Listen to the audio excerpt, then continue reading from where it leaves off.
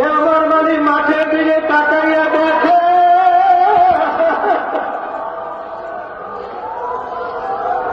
বাড়িঘর ফলাইয়া পাগলের মতো করলেন বাজারে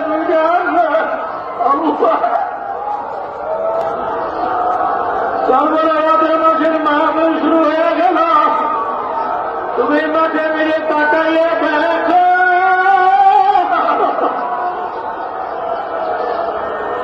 কত সাদা দাঁড়িয়ে আমাদেরকে নিয়ে হাত তুলল, কত সাকিরিন আপনার খাস বন্ধদের তিনি হাত তুলল, কত আপনার খাস বন্ধদের তিনি হাত তুলল।